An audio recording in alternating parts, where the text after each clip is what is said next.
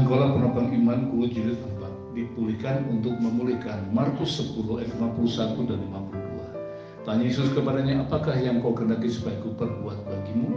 Jawab orang buta itu, Rabuni, supaya aku dapat melihat.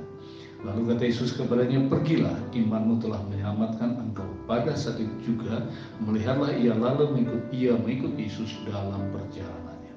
Setiap hasrat atau kerinduan untuk bertemu dengan Tuhan dan menikmati lawatannya, sekalipun hanya terpendam dalam hati dan tidak ada seorang pun yang mengetahuinya, hal itu pasti akan mendapat perhatian yang sangat istimewa dari Tuhan. Jadi jangan pernah berhenti berharap atau bermimpi indah untuk bisa mengalami kuasa dan mujizatnya. Sebab ada tertulis dalam 1 Korintus 2 ayat 9, apa yang tidak pernah dilihat oleh mata dan tidak pernah didengar oleh telinga dan yang tidak pernah timbul dalam hati manusia, semua yang disediakan Allah untuk mereka yang mengasihi Dia. 3 pokok renungan. Yang pertama, tangan kasih dan hati Tuhan senantiasa terbuka bagi siapapun. Tanya Yesus kepadanya, apakah yang kau kehendaki supaya aku perbuat bagimu? Kesabaran menantikan Tuhan berkarya tidak akan pernah sia-sia. Cepat atau lambat tangan kasih-Nya pasti akan terulur, sebab tangan Tuhan senantiasa terbuka lebar bagi yang berseru kepadanya. Yeremia 33:3 berkata, berserulah kepadaku, maka aku akan menjawab engkau dan akan memberitahukan kepadamu hal-hal yang besar dan yang tidak terpahami, yakni hal-hal yang tidak kau ketahui. Ingatlah bahwa Tuhan senantiasa ada dan dekat dengan mereka yang bersusah hati. Bahkan Ia menghadirkan dirinya bagi orang-orang yang remuk. Yesaya 57 ayat 15 mengatakan, sebab beginilah firman yang maha tinggi dan yang maha mulia, yang bersemayam untuk selama-lamanya dan yang maha kudus namanya. Aku bersemayam di tempat yang tinggi dan di tempat yang kudus, tetapi juga bersama-sama orang yang remuk dan rendah hati, untuk menghidupkan semangat orang-orang yang rendah hati dan menghidupkan hati orang-orang yang remuk. Yang kedua, hati yang remuk dan rendah hati tidak dipandang hina. Jawab orang buta itu, Rabuni, supaya aku dapat melihat.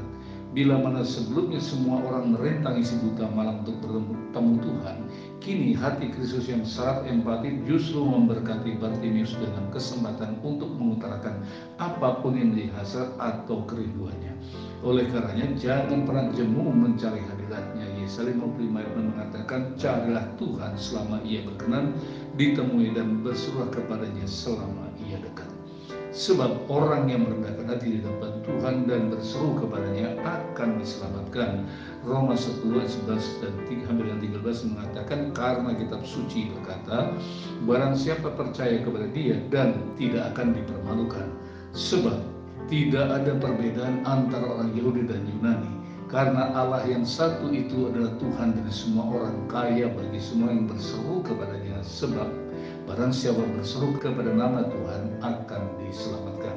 Pokok renungan yang ketiga dan terakhir, firman Tuhan adalah perkataan ilahi yang penuh kuasa.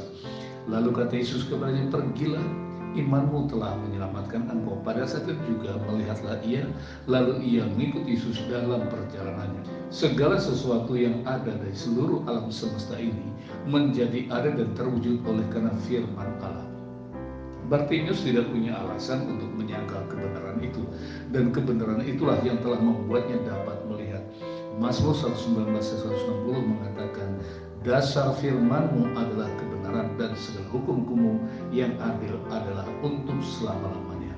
Berkat mujizat yang diterimanya, kini Bartimius bisa melihat dan mengiring Tuhan kemanapun ia pergi. Melangkah dan menjalani hidup bersama Tuhan merupakan sebuah kehormatan dan kebahagiaan yang sangat istimewa dan tidak dapat dinilai dengan nominal.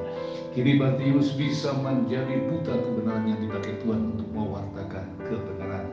Saya tutup dengan 3 closing statement. Closing statement yang pertama, jangan pernah membiarkan kekurangan atau kelemahan menghalangi kita untuk melangkah maju bagi kemuliaan Tuhan. Yang kedua, doa yang tulus dan sungguh-sungguh sangat diperlukan untuk mengatasi kemustahilan. Oleh karena itu berserulah kepada Tuhan dan percayalah bahwa tangan kasih-Nya ada tersedia untuk Anda. Closing statement yang ketiga dan terakhir, firman-Nya adalah kebenaran yang menguduskan. Yohanes 17 ayat 17. Oleh karena itu, hidupilah kebenarannya, niscaya Tuhan akan memakai Anda menjadi alat bagi kebenarannya. Tuhan Yesus memberkati.